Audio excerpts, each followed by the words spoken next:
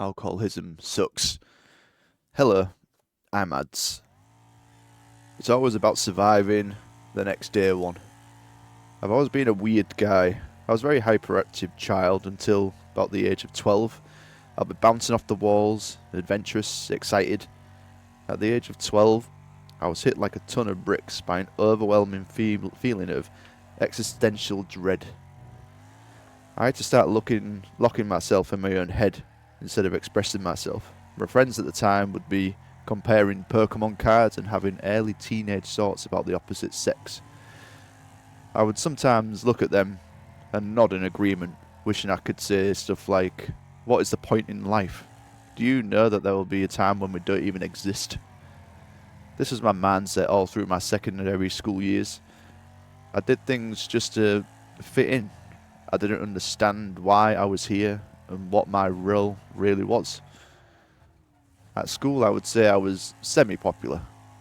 I would find some peace in sports, but would prefer to have conversations with my so-called less popular, nerdy friends. One thing was common with both groups. They didn't speak about what I would think about every waking hour, which was death and purpose. It was crippling, so I would pretend to be the friend that wanted me to be. I remember at the age of 13 I decided I wanted to join the army when I left school. The only reason I had was wanted to do so was I wanted to die in battle, because I thought that would give my life meaning. I never shared this with anyone. I just thought of it on my own as a reason to give me purpose. I was about 15 years old when I had my first drink of alcohol. My friend's grandparents had gone on holiday, so we decided to stay there for the weekend. They had this globe drinks cabinet that was full of all sorts of alcohol that I'd never seen before. We ended up choosing a bottle of Bailey's. I remember the immense feeling of release, of pressure. It felt like a magical remedy. All negativity just would disappear. It felt like the cure for all my problems. I would often notice as I would walk by pubs that good times were had. Maybe this is what I was missing in my life. At the age of 16, I signed up to join the army. I fully prepared. I was the fittest I had ever been. I revised, which I never did in school. I was locked in. All the eggs in that basket.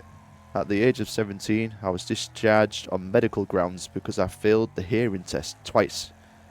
I never knew I couldn't hear properly. The long train ride home from training in Edinburgh to Hull was just thinking, fuck, what now? Then I remembered. The pub. I had no idea what to do with myself, so I copied what others did. I worked various part-time jobs and studied public services at college. The aim was from 17 to 21 to earn enough to be able to go where the parties were and drink as much as I could. I would always be the first to start and the last to finish. At college, I was a guy who would always be ready for the party. I would buy everyone else drinks so they could party with me.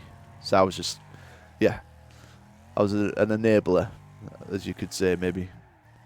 At the age of 20, in the last few months of college, me and my girlfriend at the time found out that we was having a baby.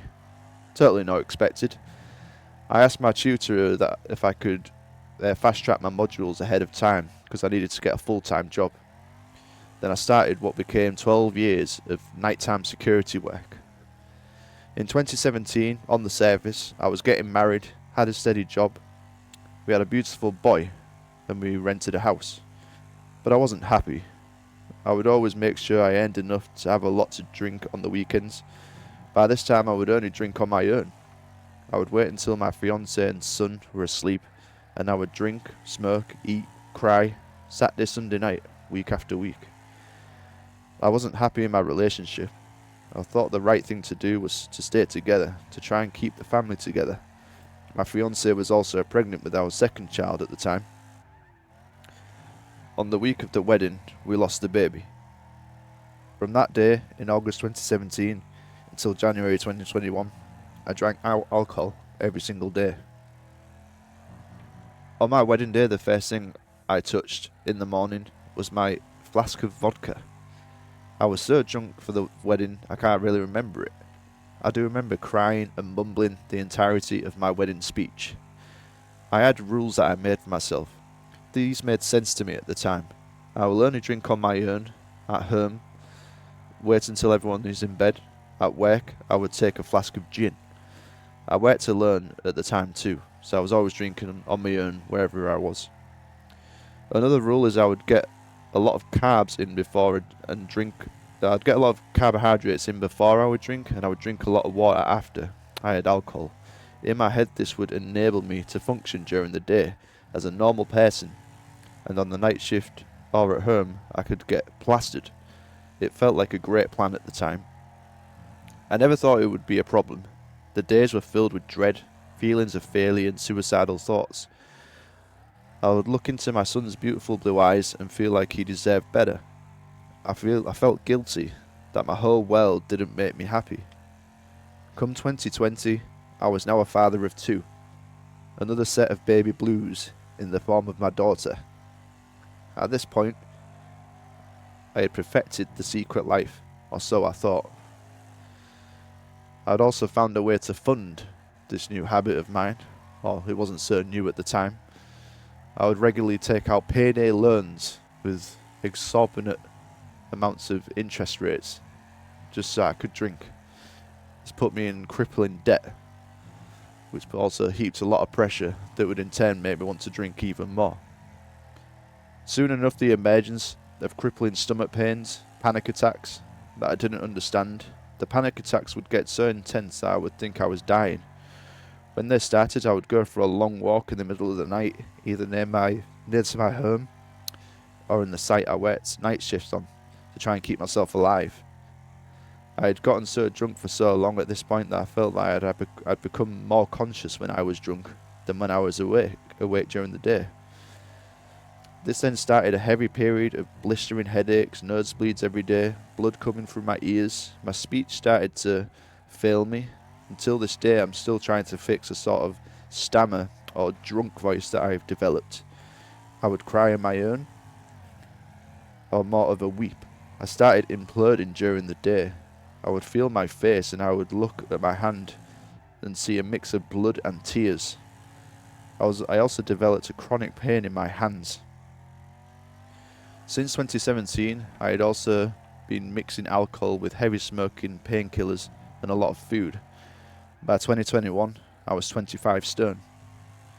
The daytime had descended to dry heaving or being sick every day, so I would lay in bed because it was the closest room to the toilet.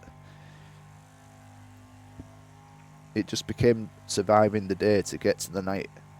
I developed a terrible odour that my family had picked up on. My pores would constantly be leaking this sort of greasy, yeasty smelling substance.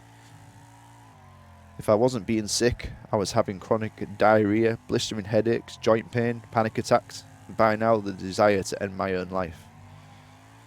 I made a plan in January 2022. I left a note to my wife and 2 children and booked a taxi to go to the hotel in town. I'll leave this hotel as unnamed. I had planned to hang myself. I had bought everything I needed. I was ready for it to be over.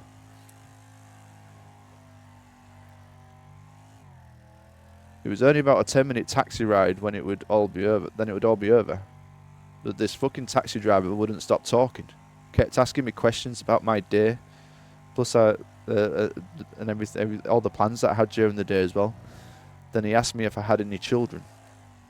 He told me that he had 2 children, but he and his ex-wife had had a rough breakup, and she ended up moving away with them to a different country.